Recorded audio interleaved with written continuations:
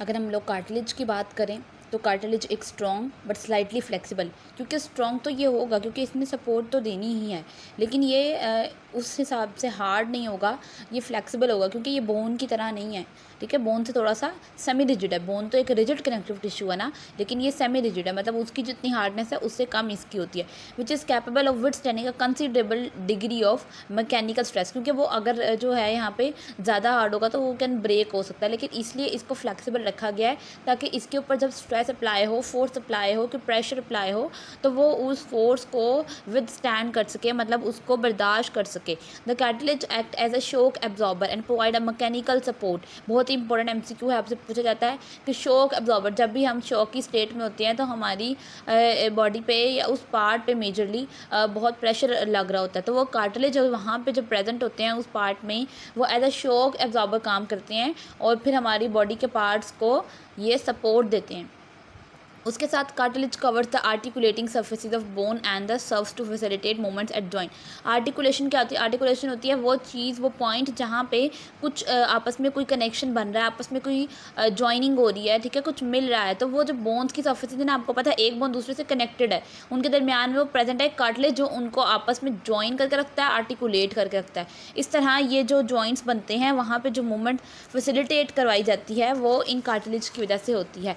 Bone की तरह ही cartilage के अंदर भी कुछ सेल्स होते हैं। बोन्स में हम कहते थे ओस्टियोसाइट, ओस्टियोब्लास्ट, यानी कि ब्लास्ट वगैरह, तो लेकिन इसमें अब हम क्या कहेंगे, कार्टिलेज में कॉन्ड्रोसाइट्स होते हैं। ठीक है, और साथ में क्योंकि वहाँ पे भी हम उनका मैट्रिक्स वगैरह कहते थे जिसमें हम उनका ग्राउंड सब्सटेंस कंसीडर करते थे बोन में, इस तरह यहाँ पे भी कार्टिलेज में भी हमारे पास मैट्रिक्स है।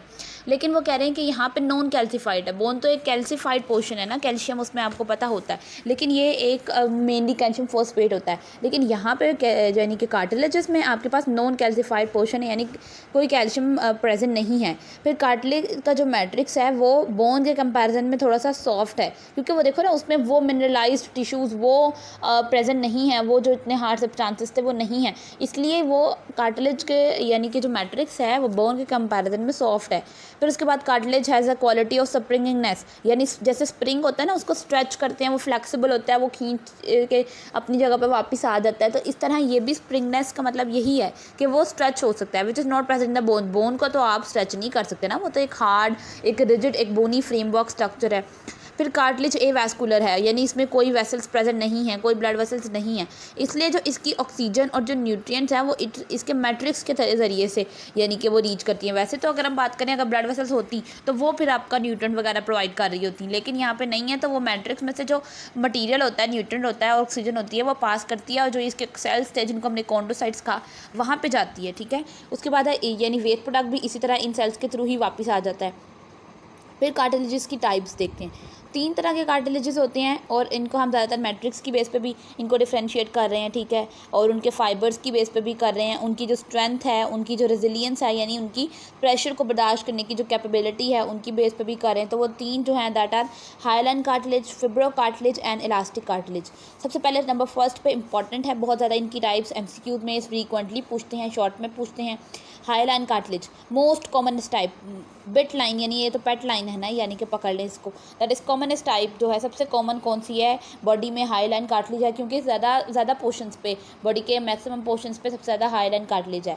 फिर ट्रांसलूसेंट है, यानी ट्रांसपेरेंट अपीयरेंस देता है, pearly bluish white and glassy appearance, glass की तरह भी हमने कहा, ट्रांसपेरेंट, ट्रांसलूसेंट है, वाइट है, और उसकी वजह से इसको हम हाईलाइन कहते हैं। हाईलाइन का मतलब भी हाइलोस ग्रीक वर्ड से निकला है, जिसका मतलब है ग्लासी, इसलिए इसकी ग्लासी अपीयरेंस है। ट्रांसलूसेंट अपीयरेंस है, ट्रांसपेरेंट है। This variety of cartilage is strong, ये स्ट्रॉन्ग तो है और सपोर्ट भी दे रहा है, और ज़्यादा कहाँ पे ये होगा? It is usually enclosed with a fibrous covering, यानी हाईलाइन कार्टिलेज के ऊपर एक कवरिंग है। आपको पता है हमारी बॉडी में नेचर ने हर जगह पे हर चीज़ को एक प्रोटेक्शन दी हुई है, तो इसी तरह इसकी जो प्रोटेक्शन है, इसकी जो कवरिंग है, दैट इज़ पेरिकॉन्ड्रियम। देन अगर हम इसकी डिस्ट्रीब्यूशन की बात कर लें, तो डिस्ट्रीब्यूशन में hyaline cartilage forms the major portion of skeleton of embryo, यानी जो एम्ब्रियो बन रहा होता है, जो कि यानी कि आप फर्टिलाइजेशन के बाद बनता है, तो वो उसकी जो मेजर पार्ट उसके स्केलेटन को बनाने में सबसे ज़्यादा, क्योंकि उस टाइम में इतनी बोन फॉर्मेशन अभी कंप्लीट नहीं हुई होती ना सारा कुछ, तो वहाँ पे हाईलाइन कार्टिलेज मेजर फॉर्म में प्रेजेंट है। फिर एक ग्रोइंग पर्सन जो डेवलप हो रहा है, जो ग्रो कर रहा है, उसके अंदर एपिफिसल कार्टिलेज जो है वो लॉन्ग बोन बोन्स में, जैसे लॉन्ग बोन्स कौन सी हैं हमारी, फीमर है, टिबिया है, फिब्यूला, इसके ऊपर मैं बोन्स पे वीडियो बना चुकी हूँ, वो आप देख सकते हैं।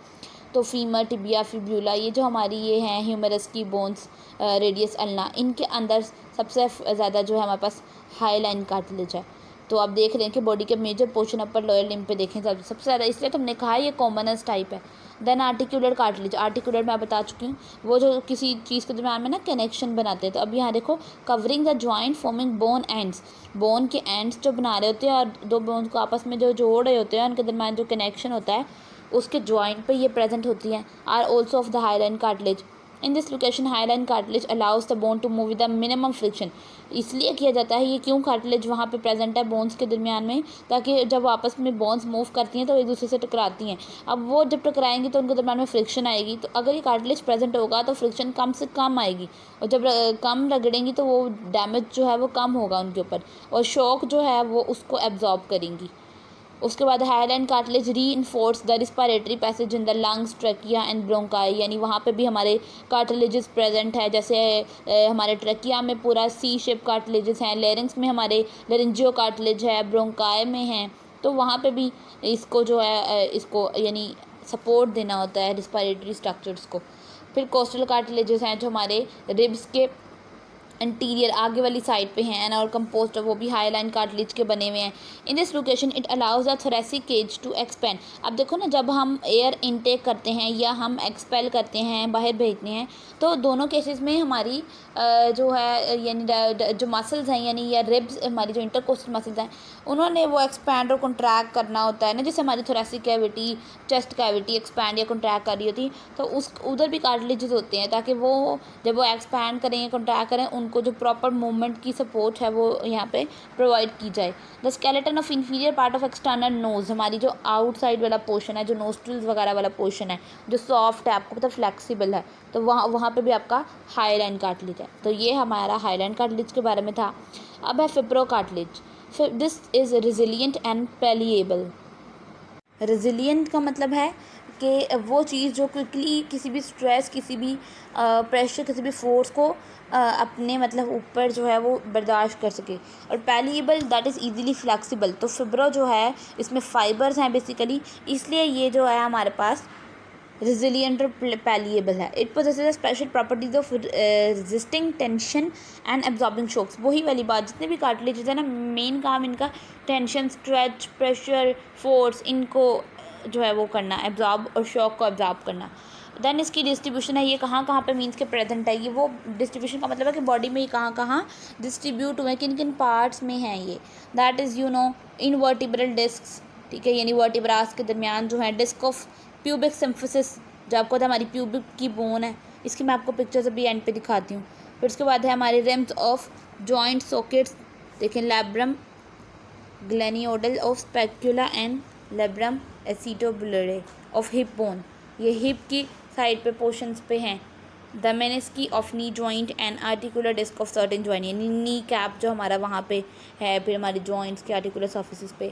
टेंडन्स कंटेन सेसेमॉइड फिब्रो कार्टिलेजेस, जो आपको पता है हमारी सेसेमॉइड बोन्स भी होती हैं यहाँ पे, इस तरह sesamoid fibrocartilage tendon of tibialis posterior muscle. आपको पता टिबिया क्या है, टिबिया हमारी नीचे हमारी लोअर लिम्ब का पोर्शन है, उसकी जो पोस्टीरियर मसल है वहाँ का जो टेंडन है उसके अंदर भी आपके पास फिब्रो कार्टिलेजेस हैं।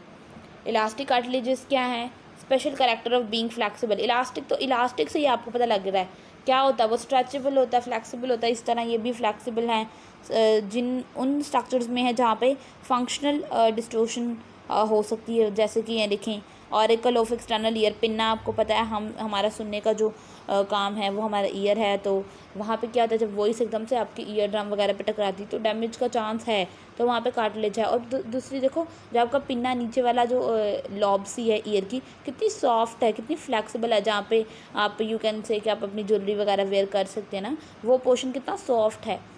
फिर cartilaginous part of auditory tube, यानी वही ऑडिटरी ट्यूब आपको पता है अंदर वाली जो मैं कह रही हूँ, जो आपकी ईयर ड्रम और कोकलिया वगैरह के पास ट्यूब है, वो वहाँ पे भी कार्टिलेज है। फिर then is epiglottis of larynx, आपको पता है लेरिंग्स का जो एपिग्लोटिस है, एपिग्लोटिस क्या है, जो कि लेरिंग्स को क्लोज करता है जब फूड अंदर आता है, ताकि आपके रिस्पायरेटरी पैसेज में फूड एंटर ना हो जाए। अब इनकी डायग्राम्स देख लेते हैं। ये आप देख सकते हैं कि इलास्टिक कार्टिलेज आपको ईयर में दिखाया, जो ईयर में हमने अभी बात किया ऑडिटरी ट्यूब में है, पिन्ना में है। उसके बाद यहाँ पे आप हाईलाइन कार्टिलेज को देखो तो वो हमारी एंटीरियर साइड ऑफ नोज़ आपको दिखा रहे हैं। फिर आपके थ्रॉट में हमने अभी कहा है लेरिंग्स के पोर्शन पे है। उसके बाद हमने कहा रिब केज में है, जो हमारी इंटरकोस्टल मसल्स होती हैं जहाँ पे उसको भी मतलब कॉन्ट्रैक्ट रिलैक्स करने में हेल्प करते हैं। अब हम फिब्रो कार्टिलेज भी देख लेते हैं। ये देखें, ये फिब्रो कार्टिलेज आपको दिखा रहे हैं हिप्स में, जो प्यूबिक सिम्फिसिस की जो वहाँ पे बोन है। और यहाँ पे देखो एपिफिशियल प्लेट्स, टेम्परेरी हाईलाइन कार्टिलेज, यहाँ पे ये देखें, यहाँ पे हाईलाइन भी आपको दिखा रहे हैं। और यहाँ पे आप देखें प्यूबिक सिम्फिसिस पे ही बोन्स पे आपके फिब्रो कार्टिलेज प्रेजेंट है। सो अगर आपको वीडियो अच्छी लगे तो इसे लाइक ज़रूर करें।